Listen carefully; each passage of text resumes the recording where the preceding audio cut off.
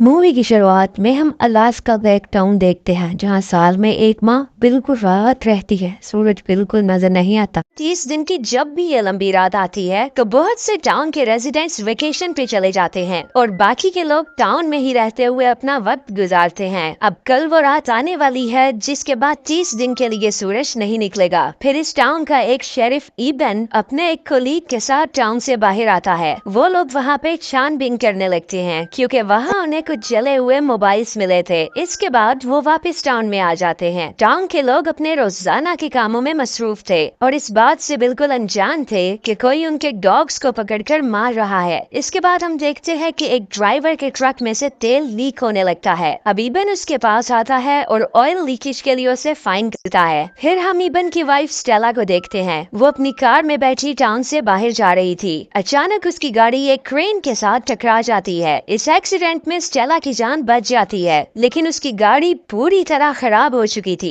फिर वो इबन को कॉल करके उससे हेल्प मांगती है लेकिन इबन खुद नहीं जाता बल्कि अपने एक साथी को स्टेला की हेल्प के लिए भेज देता है। फिर वो स्टेला को पिक करता है और उसे एयरपोर्ट ड्रॉप करने के लिए निकल पड़ता है लेकिन उनके पहुंचने से पहले ही प्लेन टेक ऑफ कर चुका था और स्टेला की फ्लाइट मिस हो जाती है। स्टेला बहुत ज्यादा परेशान हो जाती है। इसके बाद हम इबन को देखते हैं जो छानबीन के लिए उन डॉग्स की प्लेस पे जाता है। किसी ने कुत्तों को दर्दनाक तरीके से मार डाला था। वहाँ उससे एक आदमी कहता है कि यार पहले तो कभी इस टाउन में ऐसा नहीं हुआ। इसके बाद इबन की ग्रैंड मदर उसे डिगिंग साइट पे भेजती है। इबन के वहाँ पहुँचने के बाद एक पायलट उसे कहता है कि मेरे हेलीकॉप्टर की किसी ने बहुत बुरी हालत कर दी है। आज जब मैंने गैराज में जाके चेक किया तो हेलीकॉप्टर के पार्ट्स टूटे हुए थे और वो उड़ने के लायक नहीं था। फिर इसके बाद हम एक स्ट्रेंज सी शिप को देखते हैं जो समुद्र में उस टाउन के पास आती है जिससे एक आदमी निकलकर उस टाउन में जाता है। वो वहाँ एक बार में जाता है और पीने के लिए शराब मांगता है लेकिन बारटेंडर उसको एक्सक्यूज कर देती है और कहती है कि साल के इन दिनों में मुझे अलाउ नहीं है कि मैं किसी को भी शराब सेल करूं। तभी वो आदमी अचानक उस लेडी का हाथ पकड़ लेता है। अचानक इबन भी वहाँ आ जाता है और उस आदमी पे शक होने की बेस पे उसे अरेस्ट कर लिया जाता है। फिर एक बूढ़े आदमी को अचानक बाहर से शोर की आवाज सुनाई देती है। फिर वो टॉर्च लेके बाहर जाता है और देखता है कि बहुत से लोग हैं वहाँ पे जो बहुत ज्यादा अजीब थे। तभी वो सब उस पे अटैक कर देते हैं और उसका खून पीने लगते हैं। इसके बाद हम एक फैक्ट्री के 3 वर्कर्स को देखते हैं जो ऑफ होने के बाद घर जा रहे थे। अचानक वो खून पीने वाले लोग इन पे भी अटैक कर देते हैं लेकिन उनमें जो एक लड़की थी वो अपनी जान बचाकर वहाँ से घर भाग जाती है। इसके बाद इबन उस अरेस्ट किए गए आदमी को इंटेरोगेट करने लगता है लेकिन वो आदमी ज्यादा कुछ तो नहीं कहता, बस इतना कहता है कि यहाँ के सारे लोग जल्दी मर जाएंगे। इसके बाद अचानक टाउन की लाइट चली जाती है। अब इबन बाहर जाता है और अपनी कार के पास देखता है कि वहाँ बहुत ज्यादा खून पड़ा हुआ है। अब वो उस खून को स्नो में फॉलो करने लगता है और एट दी एंड उसे एक आदमी का कटा हुआ सर मिलता है। फिर इबन टाउन के सभी लोगों को जाकर ये बात बता देता है गलती से भी बाहर मत रहना और अपने अपने घरों में जाकर खुद को क्वारंटीन कर लो। फिर स्टेला और इबन इस बात की इन्वेस्टिगेशन के लिए निकलते हैं ताकि वो पता कर सके कि आखिर ये सब कौन कर रहा है। लेकिन रास्ते में कोई चीज उनकी कार पे अटैक कर देती है मगर किसी तरह वो दोनों अपनी जान बचाकर वहाँ से निकल जाते हैं। उन दोनों को इस बात की समझ आ गई थी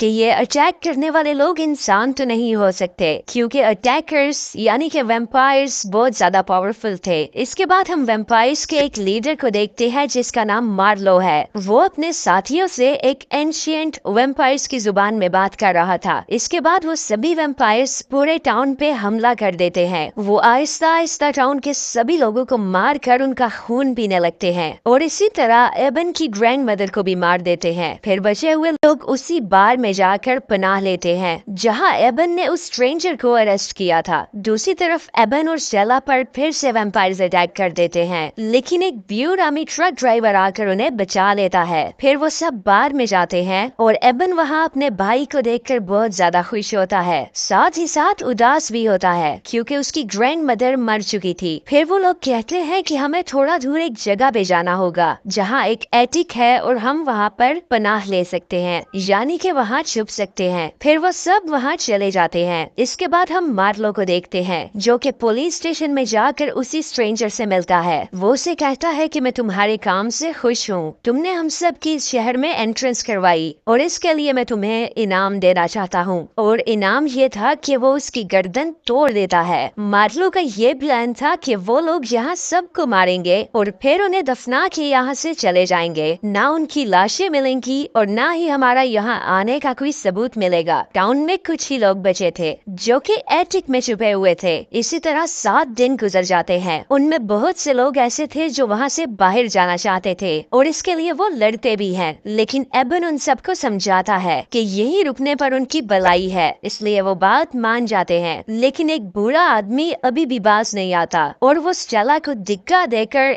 एटिक से बाहर निकल जाता है और उसका बेटा विल्सन भी अपने बाप के पीछे बाहर चला जाता है और एज एक्सपेक्टेड उन दोनों को वैम्पायर्स मार देते हैं। इसके बाद टाउन में तेज बर्फ का तूफान आता है। अब इस तूफान को वैम्पायर्स से बचने की शील्ड बनाकर एटिक से वो सब एक स्टोर में जाते हैं ताकि अपने लिए जरूरत की चीजें उठा सकें। मगर उनके वहाँ से बाहर निकलने से पहले ही तूफान रुक जाता है और अब वो लोग स्टोर में ही फंस कर रह जाते हैं। फिर एबन उन सब को कहता है कि यहाँ रहना सेफ नहीं होगा, तुम सब स्टेशन हाउस जाओ और मैं अपने घर जाऊंगा क्योंकि मेरे पास एक प्लान है जिससे मैं वैम्पायर्स को डिस्ट्रैक्ट कर सकता हूँ। अब एबन तेजी से अपने घर भागता है जहाँ पे उसकी grandmother ultraviolet rays की मदद से प्लांट्स उगाया करती थी। अब घर पहुंचकर वो जनरेटर ऑन करता है जिससे लाइट्स भी ऑन हो जाती हैं। फिर जब एक फीमेल वैम्पायर उस अल्ट्रा वायलेट लाइट के पास आती है तो उसकी बॉडी रेस की मदद से जलने लगती है। इसी वजह से वैम्पायर सन की लाइट में भी नहीं आते क्योंकि उनमें अल्ट्रा वायलेट रेज होती हैं। इसके बाद एबन घर से भागता है और बाकी के वैम्पायर्स उसके पीछे जाने लगते हैं। लेकिन ब्यू इस बार फिर से उसकी हेल्प करता है और उन वैम्पायर्स से उसको बचा लेता है। फिर बहुत से वैम्पायर्स उस पे भी अटैक कर देते हैं लेकिन वो अपने क्रेन में भागता है जो कि एक होटल से टकरा जाती है। ब्यू के पास कुछ डायनामाइट्स थे जिनको एक्सप्लोड करने से उसकी तो जान जाती ही है लेकिन साथ ही साथ वो बहुत से वैम्पायर्स को भी मार देता है। यही मौका देखकर एबन स्टेशन हाउस चला जाता है लेकिन वहाँ एक आदमी इन्फेक्ट हो चुका था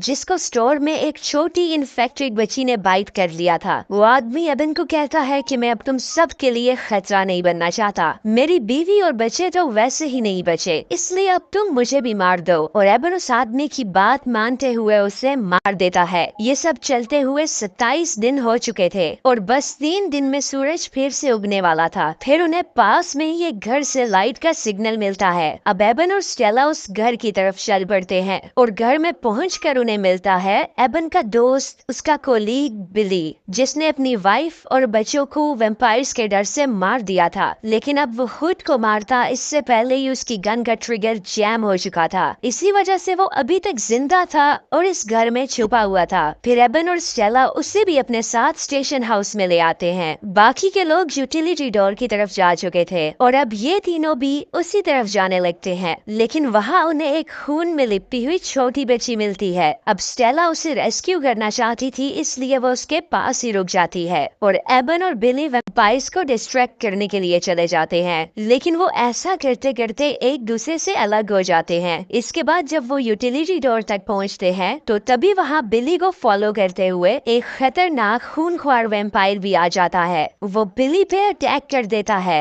एबन और जेक वैम्पायर को मारने और बिली को बचाने की कोशिश करते हैं। वो वैम्पायर को श्रेडर में फेंक देते हैं लेकिन इसी बीच बिली का हाथ भी श्रेडर में आकर कट जाता है और वो वैम्पायर अटैक की वजह से इन्फेक्ट भी हो चुका था। अब वो भी एबन को कहता है कि मुझे मार दो और एबन उससे भी मार देता है। स्टेला अभी तक यूटिलिटी डोर तक नहीं पहुंची थी। एबन उसे कांटेक्ट करने की बहुत कोशिश करता है। वॉकी टॉकी पे उसे ढेर सारे मैसेजेस भेजता है। फिर कुछ देर बाद उसे स्टेला का एक मैसेज मिलता है जिसमें वो विस्पर करते हुए बता रही थी कि हम यूटिलिटी डोर के पास ही हैं और एक गाड़ी के नीचे छुपे हुए हैं। अब एबन उन्हें जाके रेस्क्यू करता इससे पहले ही वैम्पायर्स पूरे टाउन में ऑयल फैला देते हैं। उनका प्लान ये था कि वो पूरे टाउन को जला देंगे जिससे सबको लगेगा कि इस टाउन में एक एक्सीडेंट हुआ और हम यहाँ आए थे और इन लोगों को हमने मारा, ये कोई भी नहीं जान सकेगा। इसके बाद वैम्पायर्स ऑयल में आग लगा देते हैं। स्टेला और वो बच्ची अभी भी कार के नीचे ही फंसे हुए थे। अब एबन के पास उनको बचाने का और कोई रास्ता नहीं था तो वो बिली के खून से खुद को इन्फेक्ट कर देता है और आहिस्ता आहिस्ता वो भी वैम्पायर में ट्रांसफॉर्म होने लगता है। जब उसकी ट्रांसफॉर्मेशन कंप्लीट होती है तो वो बाहर चला जाता है ताकि स्टेला और उस बच्ची को रेस्क्यू कर सके और मारियो का खेल भी खत्म कर कर सके। फिर मार्लो और एबन में बहुत ज्यादा फाइट होती है और काफी देर लड़ने के बाद एबन मार्लो को मार देता है। अब बाकी के वैम्पायर्स का कोई लीडर नहीं बचा था और वो एक वैम्पायर यानी कि ईबन को अपने खिलाफ देखकर डर जाते हैं और टाउन को छोड़कर वहां से भाग निकलते हैं। ईबन स्टेला और उस बच्ची को रेस्क्यू कर लेता है। इसके बाद हम देखते हैं कि 30 डेज पूरे हो चुके हैं।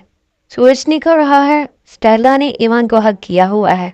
यहीं पर इवान जलकर आग बन जाता है, अपनी जान दे देता है और यहीं पर मूवी का दी एंड हो जाता है। चैनल को सब्सक्राइब और लाइक करना मत भूलिएगा। नेक्स्ट वीडियो में मिलते हैं, तब तक के लिए टेक